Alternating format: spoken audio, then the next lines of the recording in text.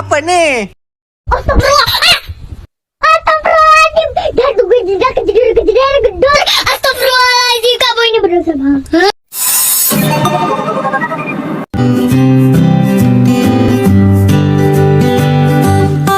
Dalam beberapa dekade ke depan, layanan kesehatan akan bertransformasi secara signifikan. Pengobatan semakin presisi dengan memperhatikan genetika, gaya hidup, dan lingkungan seorang pasien. Smartwatch sebagai wearable device dapat membantu kita dan tenaga kesehatan untuk memantau kondisi kesehatan sekaligus mendeteksi kondisi darurat agar segera ditindaklanjuti. Pasien juga dapat mengakses resume rekam medis kesehatan melalui ponsel. Ini adalah saatnya transformasi teknologi kesehatan.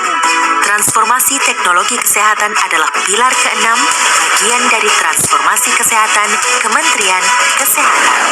Dimulai dari pengembangan platform as a service bernama Satu Sehat yang akan mengintegrasikan seluruh sistem teknologi kesehatan secara terstandar menggunakan standar global FHIR. Integrasi yang akan terjadi dari level fasilitas kesehatan tingkat primer atau FKTP hingga fasilitas kesehatan tingkat sekunder serta mandiri. Inilah bukti interoperabilitas melalui platform Satu Sehat. Data yang telah terintegrasi akan dengan mudah didapatkan oleh pasien dan fasilitas kesehatan berdasarkan persetujuan pasien.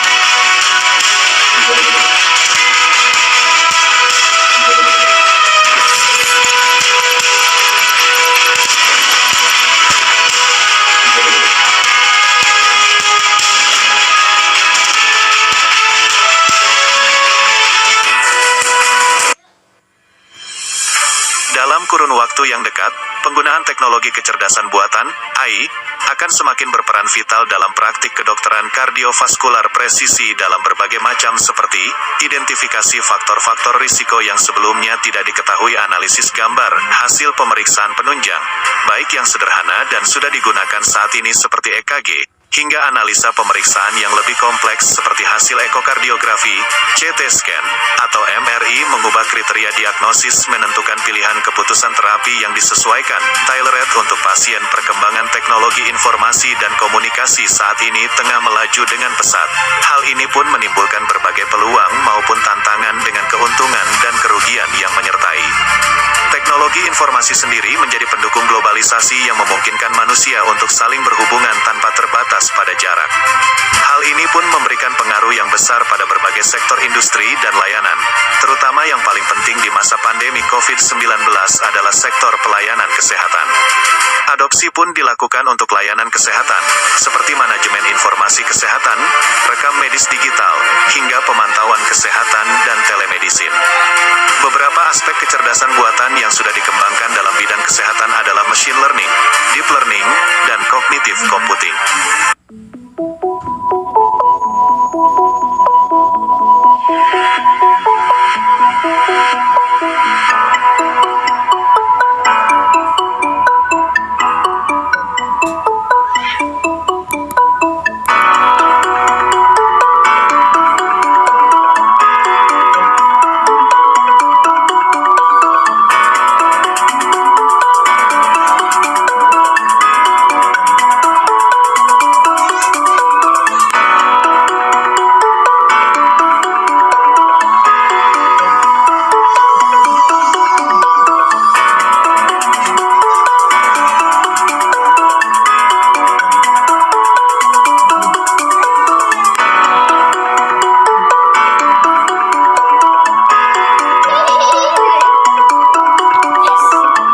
Bukan mouse komputer, ini alat kesehatan canggih.